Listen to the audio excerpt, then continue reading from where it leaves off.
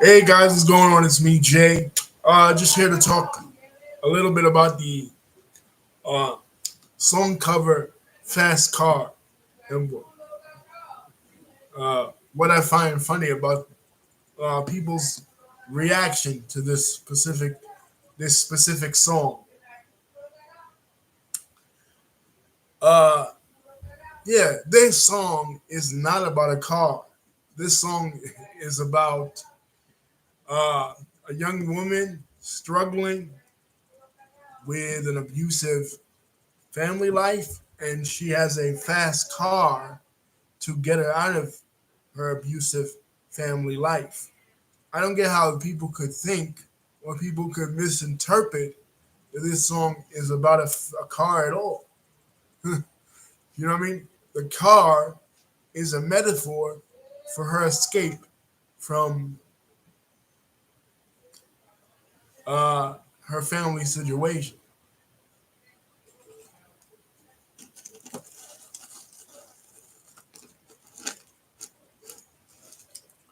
You know, why would anyone think this is about a car?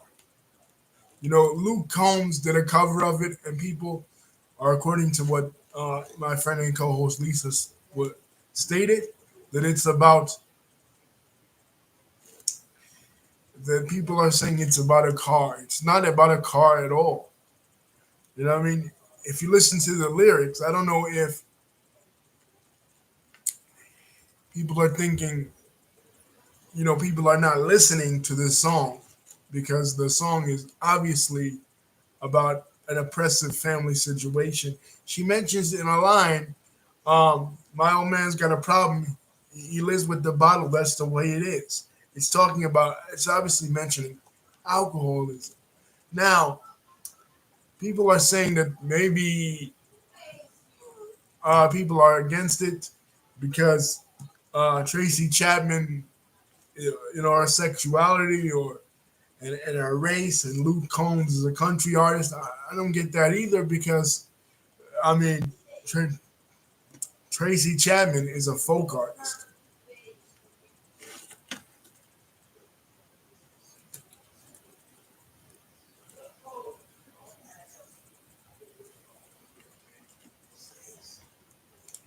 You know, she's not a country artist at all.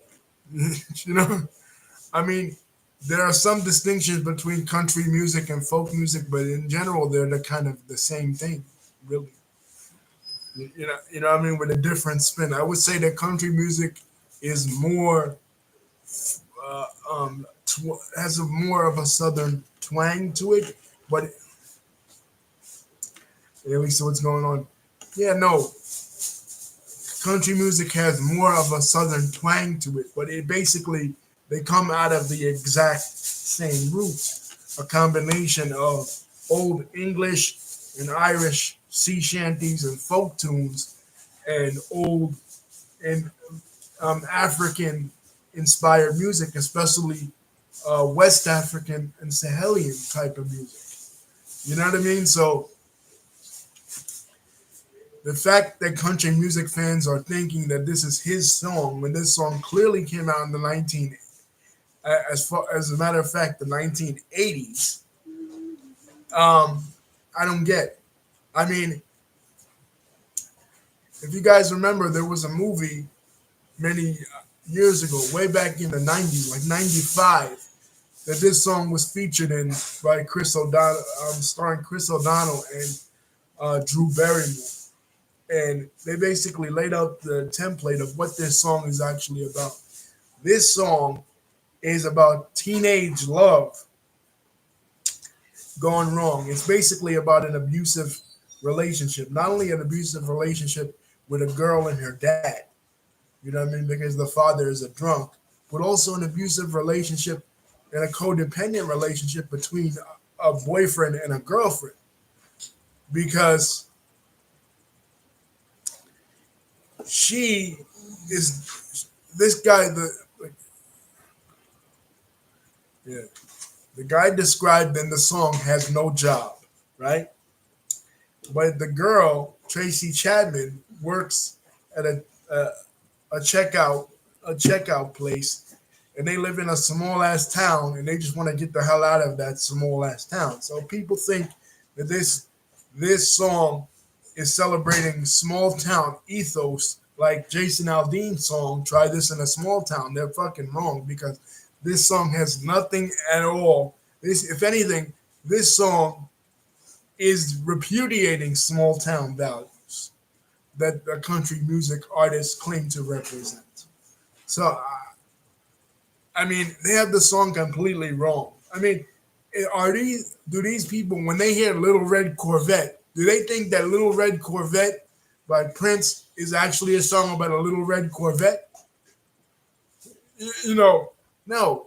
They don't understand metaphor. They don't understand descriptive language. If they think that, do they think that the song by Nas, Howard, Nas is really talking about a gun? Do they think the song Toxic by Britney Spears is really about a toxic waste dump? No. If you think that, then you have never understood, you never took English. You failed English 1 because artists use figurative language in order to express ideas. You know, this is not about a fast car. It could have been a fast airplane. It could have been a fast spaceship. You- a car is a means of getting out of the small town. She even says it in the chorus. We've got a fast car to get us out of here. I love this song because, like I said, anybody, me personally, when I,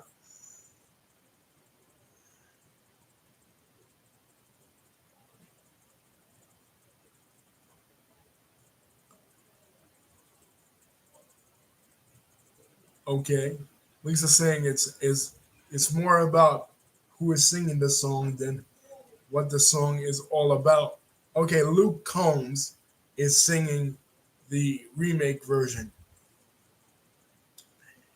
but Whitney Houston sang the remake version to "I Will Always Love You," and nobody complained, right? People know that song is more synonymous with Whitney Houston than it actually is with Dolly Parton, even though Dolly Parton wrote it. You know what I mean? So people that are thinking that they're making a political statement by sticking up for Tracy,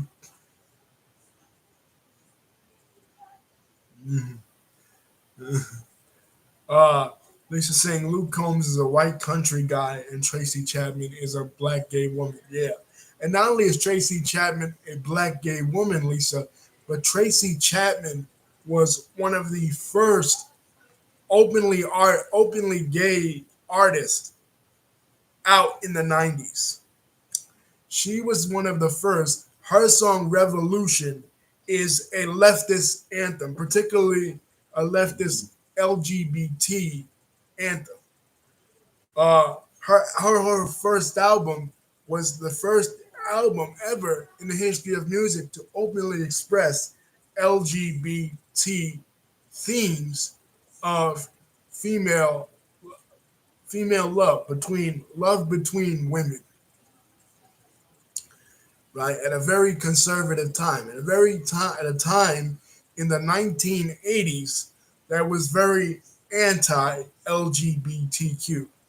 The 1980s was perhaps the most anti-LGBTQ era in the history of the United States.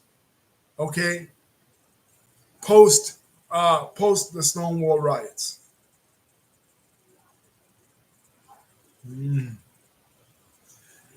Because there was a huge backlash against the LGBT movement because of the AIDS crisis. So people were forced back into the closet. So Tracy Chapman was a symbol of resistance for the LGBT community of color in the 1980s.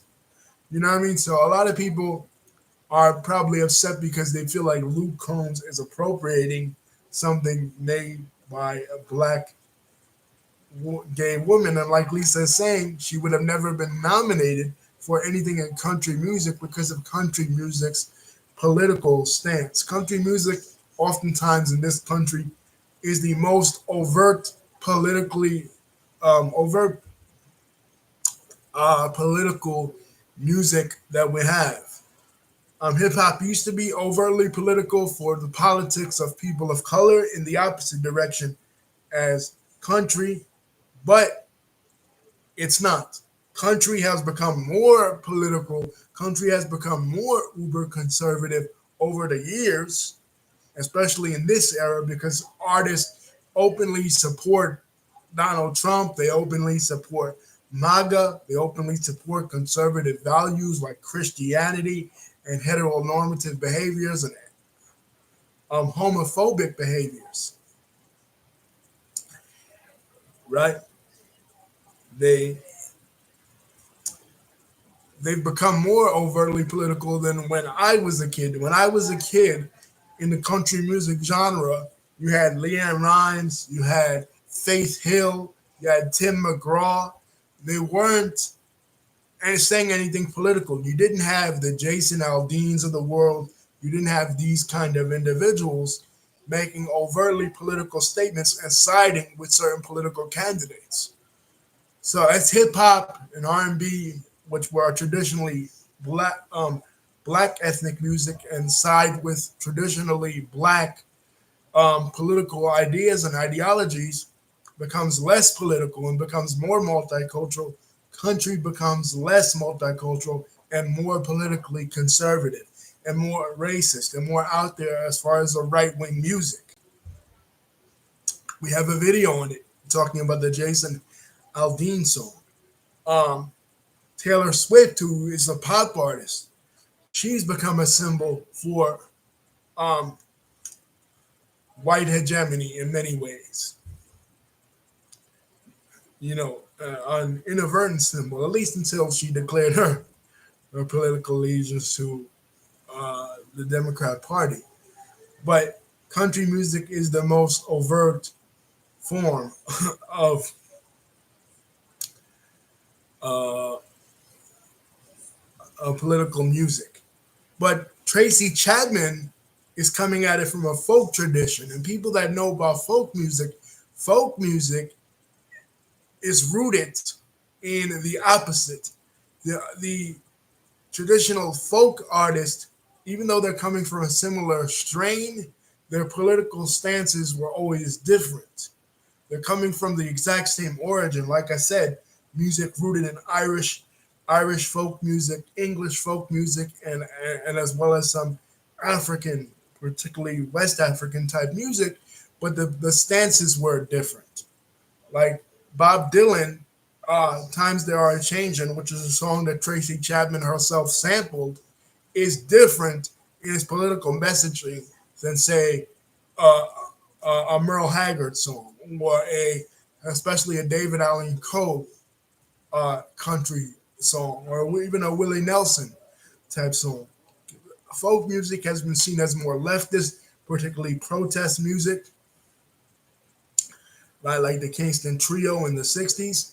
And of course, Bob Dylan, who was the most ardent, I think, of voice of the 1960s protest music, uh, and the most ardent voice of the political music of that era, particularly coming out of the folk tradition, whereas country has always been seen as right wing. So if a country artist samples a folk music artist music, it's going to be seen as a slap in the face because of the different political aesthetics. You know what I mean? That's the way I look at it. Even though Tracy Chapman may not look at it with as that, or Luke Combs might not even look at it as that. And the fact that they performed in the Grammys together is astounding because we're trying to heal on the political divisions in our country. We're not trying to make them worse or exacerbate them in any type of way. We're trying to heal them. We're trying to bring together.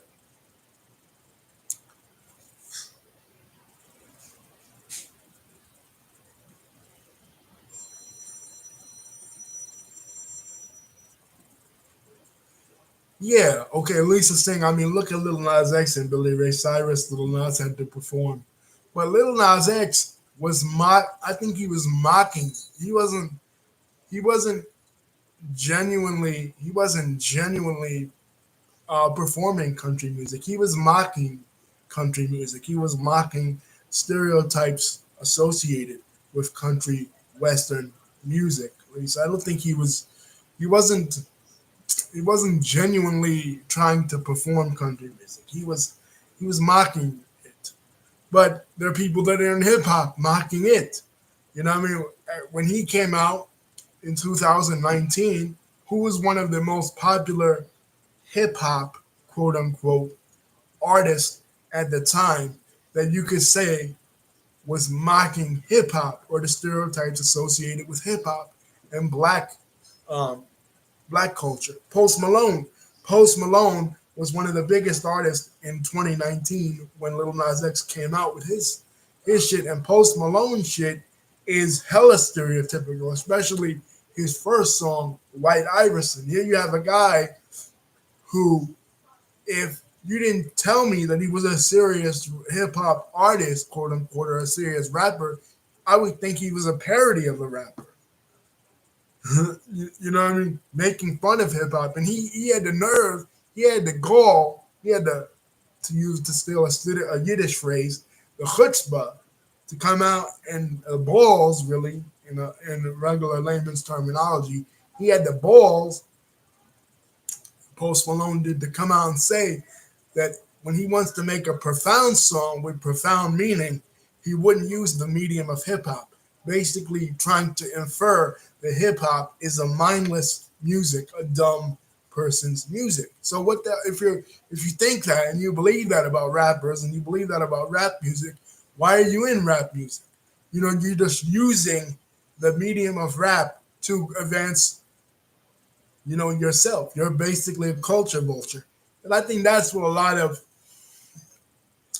people, a lot of particularly white artists, that's the real meaning of cultural appropriation, is that they use black music and black culture to advance themselves.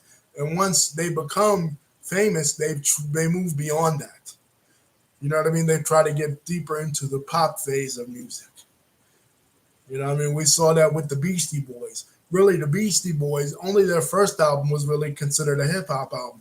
After that, they moved more into the experimental music and moved more back into their punk rock roots. The same thing with Kid Rock. If you look at Kid Rock when he first came out, not uh, Devil Without a Cause, the '98 album, but the ones before that he put out as a re-release in his 2000 album, his second album, The History of Rock, Early Morning Stone Pimp, when he had a freaking high top fade and he was trying to be a rapper, he was using the medium of rap to advance himself. And then once he did that, he flipped the script on people, and then he became this right wing conservative, and also he became this hardcore like racist, really, basically. You know what I mean? Also, you saw that with Pink too. Pink came out first as an R&B artist, and then she moved beyond R&B, moving to pop and other types of pop rock music. So you see that with a lot of um, white Caucasian artists and even a lot of Hispanic artists. They'll first enter into the hip hop game. They'll become uh, they'll get their fame.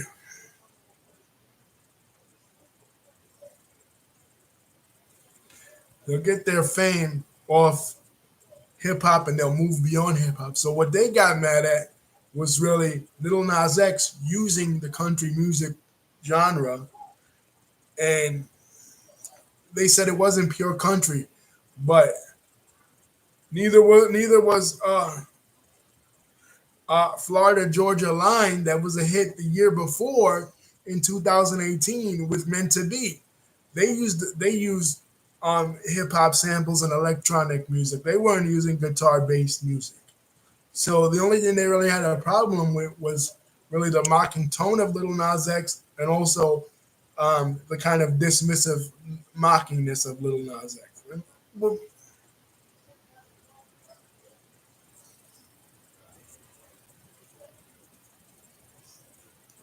well, if they think that, they're dumb. They said at least this fast car is not a country song, but people think it is. Well, it doesn't sound like a country song. It's not even close to being a country song.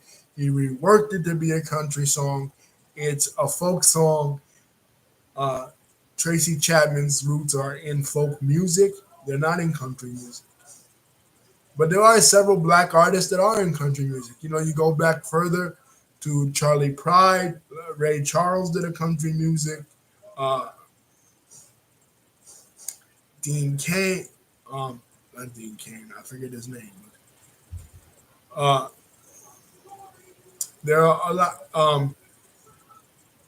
Darius Rucker switched to country music, and he was a great country artist. So there are a lot of black country music artists, but traditionally the music industry has drawn a line between people of colors type of music and country music. Country music has traditionally been seen as white music, the whitest of white American genres, because classical doesn't count because we basically, besides John Philip Sousa, we have no great composers that are well, John Philip Sousa and Wynton Marsalis, but he's more jazz.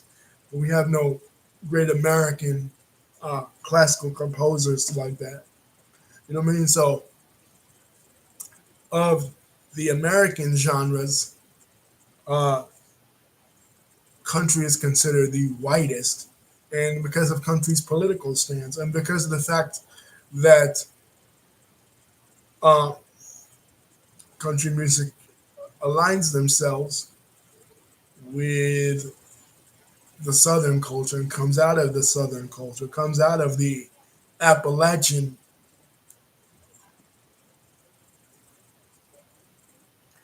Yeah, Lisa saying Jimmy Allen and Mackley Guyton are both black country artists, but you don't see them winning any country awards. No, you don't. But see, that's the difference. That's the difference between uh,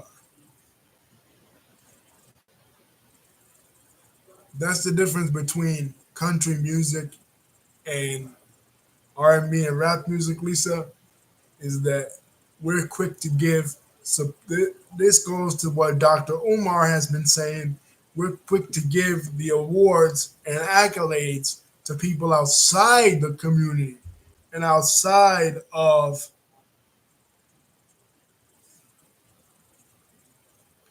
the culture.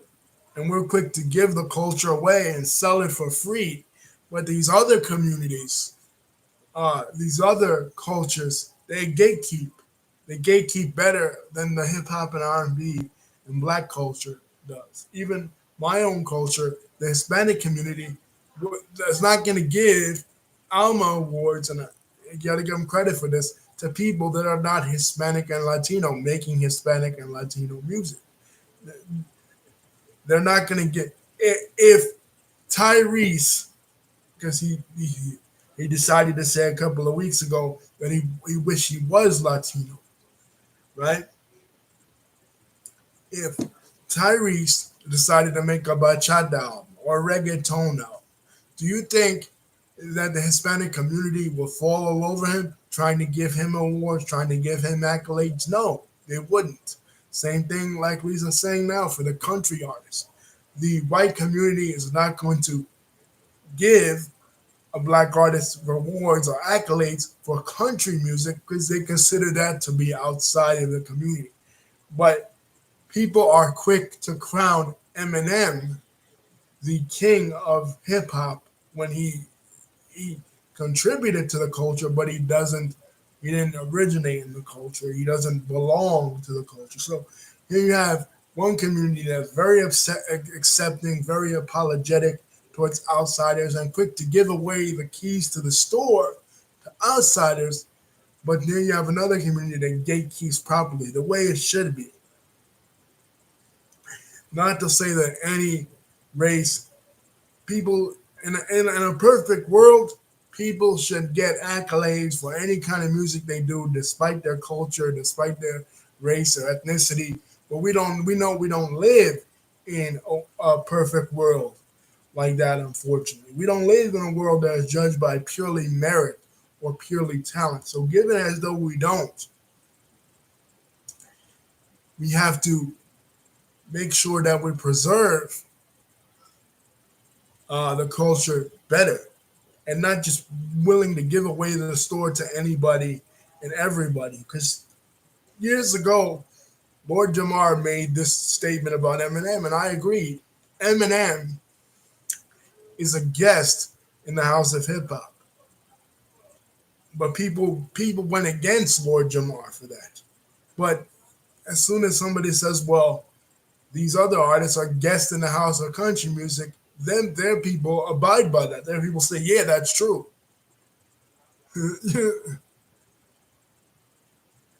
People are not willing to give away the keys to the store to anybody and everybody. The people have to earn their respect and earn their admiration, and then maybe they'll bend the will and give them awards and accolades. But they won't do that right away.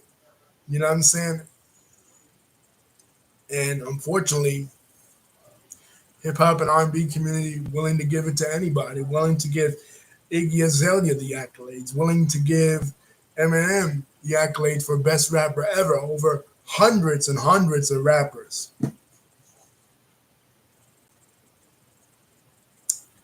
Anyway, that's just my 2 cents about it. Love you guys.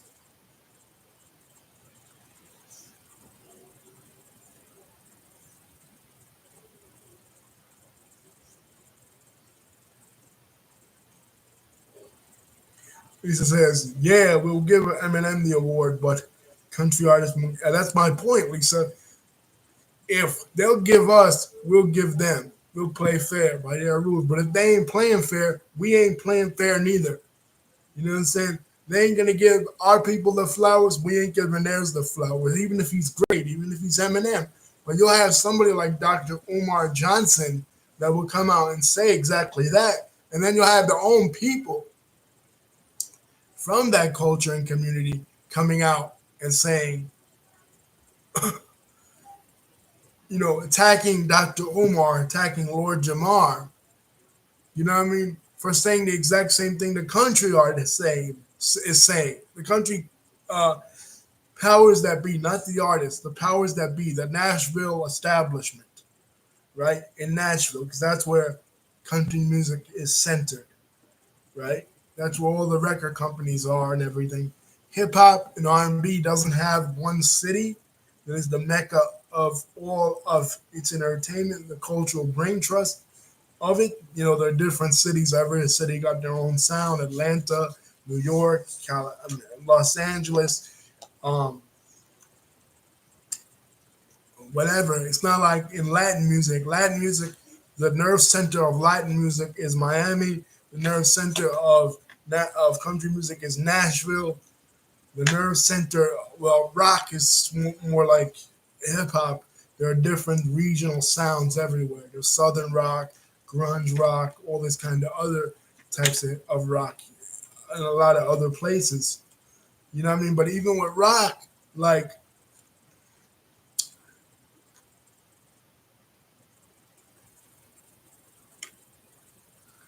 Lisa saying, yeah, they do. It's wherever Motown is. Yeah, Motown is in Detroit, Lisa. But when was the last time you ever heard uh, an artist being from Motown? The Boys to Men, probably, and that was in the early '90s. And even that was different for that period of time. R&B has different regional sounds. You had the Gamble and Huffs in Philadelphia. You had the Stax Records, which started off as a country music label, but expanded to R&B and was more famous for R&B based out of Memphis. You had um, New York R&B, which was like doo-wop more so in the late 40s and early 50s. You had different regional sounds because um, and it was good it's that way because when you have music centered in one particular location and only one particular location only, Lisa, you don't have, you have that city and that place just dictating everything, and everything outside of that is considered, people won't buy it. You know what I mean? People be like, oh, that's not real country. It's never good to have one region of the country or one part of the world or whatever controlling everything, and music just center that that stifles creativity. So being that it's so scattered, it allows for regional centers. When it comes to hip hop, New York would like to be it. New York considers itself the official nerve center, and the ones that dictate. Yeah, Leah was raised in Detroit. The ones that dictate what hip hop is, because Hot 97, the station that's centered in New York, their slogan for years was "Where hip hop lives." But I think it's been a long time since hip hop has been dictated by New York. I think the late '90s and maybe the early 2000s, up until the time 50 Cent uh, was was popular, which was like 2004 and five, was the last time that New York was really in control of where hip hop was. Now, New York artists act like Southern artists, so you know we can't we can't necessarily be considered the control center of hip hop. R&B, like Lisa was saying, at least in the early '60s, the early to mid '60s, and probably throughout the '60s and '70s, um, Detroit Motown was considered the center of the R&B world. But since that time has moved on to Atlanta, I would say probably Atlanta. Basically, in the '90s was Atlanta, because you had LaFace Records was stationed there. Usher came out of there. TLC came out of there of that Atlanta scene. Uh, Jermaine Dupri, So Def. We're getting really off topic, but um, basically the gatekeepers of every genre of music decide what is and what isn't in every single genre of music. But the problem is they don't give black artists their recognition in country and other types of music that's not hip hop and R&B, and that's one thing that Tracy Chapman stood out for too back in her day, because um, she was a black artist not doing the conventional type of black, quote unquote, black music. She was doing something outside of that. Lenny Kravitz as well. That's why he stood out back in the day, because he was a black man doing rock and roll, right? The In Living Color, wrestling fans know In Living Color from CM Punk's theme song, Cult of Personality. They were a black heavy metal band at a time in the late '80s and early '90s when heavy metal music was the most popular music in the country and even the world. Um, Country artists like we talked about, the ones that Lisa mentioned, and Charlie Pride, who was one of the OGs of country music, was doing country. Ray Charles switched over to country, and even when Ray Charles did his country album, people were against that. You know what I mean? Because people want to put, when it comes to black art, people want to put black artists in a box. They can only do R&B. They can only do hip hop.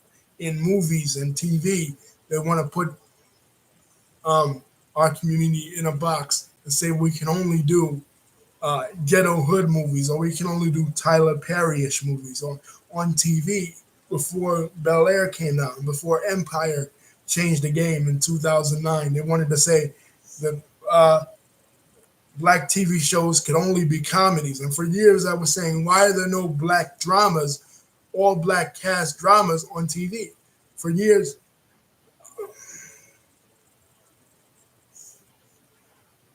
Lisa saying country music was started by black artists. Yeah, there was a heavy contribution, Lisa, of black music to country music, but with country, there is no specific. It's not like rock and roll where you can point to Chuck Berry, or hip hop where you can point to uh, Kool Herc, or um, there's no specific uh, founder necessarily, black or white, of country music. Country music is just um, what was formerly called hillbilly music, right? And the idea that there was never a substantial black community in the Appalachian Mountains where country music originates, the Appalachian Mountain chains of the southeastern United States, is a falsehood. There were several black communities there, and black people contributed. Right, I mentioned them. Charlie Pride, exactly. Um,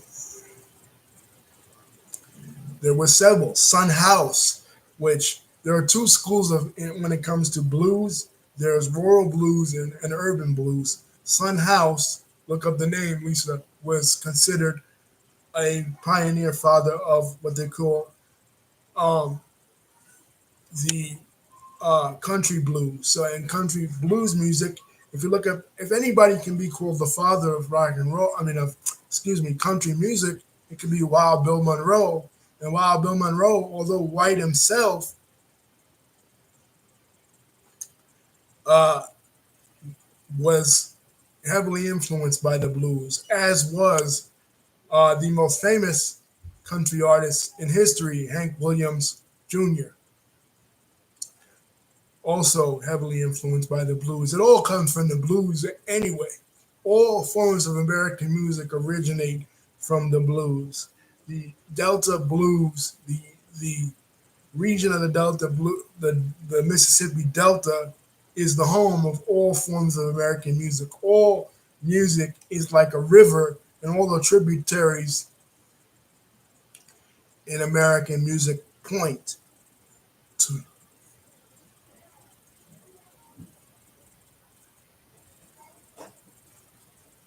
towards uh, the blues. You know what I mean? So, and if you're gonna sit there and say that blues isn't influenced by black music, you don't know black, you don't know history at all. You know what I mean? Because in those days, particularly in the poorer communities, like in the Appalachians, where there weren't big plantations, right? It was mountain ranges, or still is, big mountain ranges. There was no formal separation like in West Virginia, which was a Union state, Kentucky, which was a Union state, the Bluegrass state. Why do they call Kentucky the Bluegrass state? Because that's where bluegrass, which is the ancestor of country music and the ancestor of hillbilly music, originated. There was no formal line of segregation when it came to the poorer communities. On the big plantations, yeah, of course, because just like now,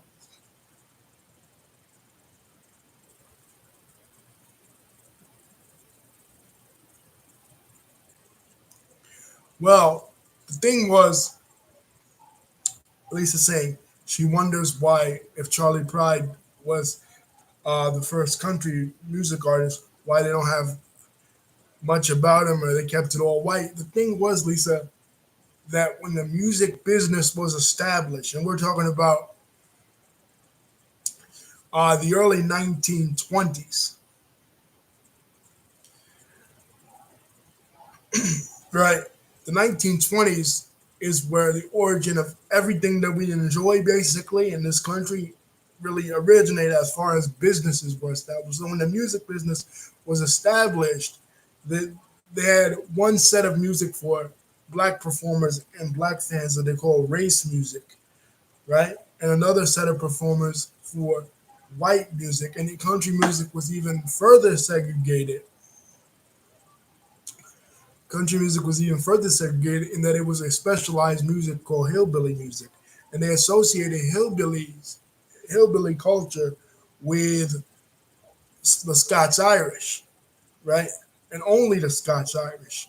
And they associated race music with only black performers. So they made a specific segregated demarcation between musics. Even though basically at that time, if you would have listened to them, they kind of sounded the same because they came out of the same region of the southeastern United States.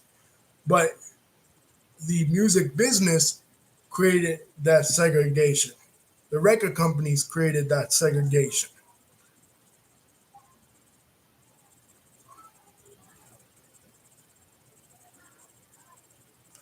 It was an unofficial line that was not to be crossed, even though, like I said, in the beginning of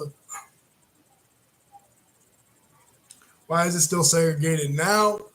Well, because people have grown up with that unofficial thought that country music is white and R&B music is black. You know what I mean? And the white establishment doesn't want black artists to cross over, but the black establishment, because the black establishment is still controlled by the white establishment, because we still live in America, that is a racialized nation, still is, even to this day, even with the official end of segregation in the 1960s, it still is a racially segregated nation. So they they don't mind white artists crossing over into black music, but they don't want black artists crossing over into white music. And it's not just music, it's entertainment as a whole. You know what I'm saying? A white basketball player like um, Dirk Nowitzki or Larry Bird, who's probably the most famous white basketball player since the desegregation of the NBA, right? They don't have a problem with that. Society will praise that. But a black person going into, say, NASCAR, which is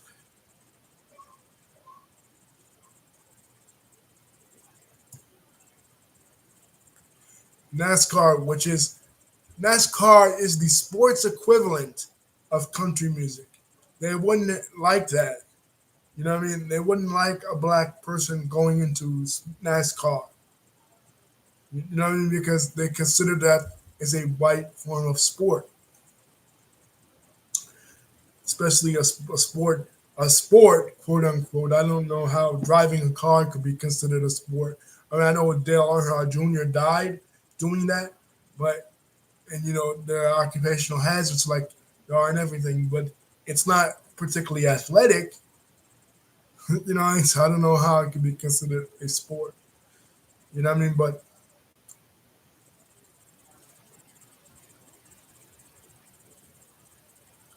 exactly, Lisa, it's the white equivalent of uh, it's the white equivalent of country. If you look at a country music station, say CMT, people say, and white people often make this argument: "Oh, black people are allowed to have BET, but we're not allowed to have WET." Right? White entertainment television. Well, what the hell do you think CMT was on cable? CMT was the exact same thing for white people, like BET was for black people. You had country music, you had NASCAR, and then for a while, like in other stations, not just CMT, but even the Nashville network, you had professional wrestling, and you had other types of things that are more appealing to like rednecks and uh, Southerners, white Southerners, that were appealing in that cultural milieu. You know, So certain things, hockey, but hockey, I guess, is a white sport also, but more for like Midwesterners, northern Midwesterners, more colder regions, right?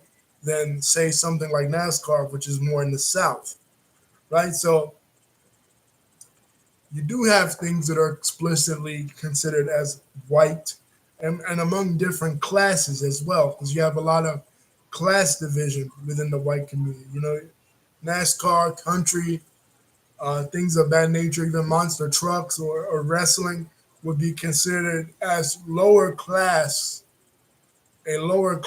form of white culture or southern culture, redneck, whatever. Whereas stuff like rock and roll, hockey, science fiction movies will be considered more of an upper class white thing. And you have the same kind of, to a lesser extent, divisions within black culture. Quiet Storm or jazz will be considered more upper class, whereas hip hop and R&B ish music will be considered more lower, on the lower ebb of the socioeconomic uh, trend. For example, BLS is considered a black station, but for a more upper class um, and higher socioeconomic level of a black listener than Hot 97 or Power, an older form of black listener, urban contemporary, for example. So it's segregated not just by race, Lisa, but by class and culture. But when you have folk music like Tracy Chapman was doing, you don't really have folk music. Is not You can't really tie it down to one specific race or one specific socioeconomic class. It's pretty much it's protest music. It's political protest music. Most folk music is political music in by its nature, like I said before. But yeah, that was Lisa's whole point, that people are upset with Luke Combs because they feel like he's cultural appropriating, and he is. You know what I mean? Even though, like I said, the line between folk music and country music is very thin, but it's a difference of line. You know what I mean? It's like the difference between professional wrestling and MMA, or the difference uh, between uh, salsa and merengue. You know, the average untrained listener wouldn't know the difference between salsa and merengue, but the average Latino aficionado of Latino music would know the difference. And the difference is cultural. One is Dominican in origin, and the other is Puerto Rican and Cuban in origin. Both trace their ancestry back to Latino countries, but they're different types of music. The differences between, say, uh, reggae and soca. The average listener that is not West Indian would not know the difference between reggae and soca and would think that everything is reggae, even though reggae has a specific origin in the Jamaican culture, and soca music has an origin in the other West Indian islands like Belize, Trinidad, Barbados, and the ones that are not Jamaican. You understand? But the average person wouldn't know that difference and wouldn't be able to be trained to know that difference. But a lot of conflicts always arise between the small differences of groups of people and genres of music and forms of entertainment, not the huge differences.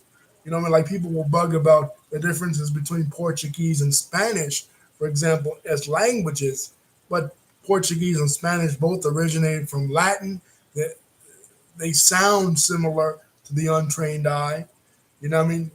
But they are completely different languages, and people that are Portuguese speaking, that are Brazilian or Portuguese themselves, will get upset if you mistake their language for people that are Spanish speaking, either Spaniards or Latinos.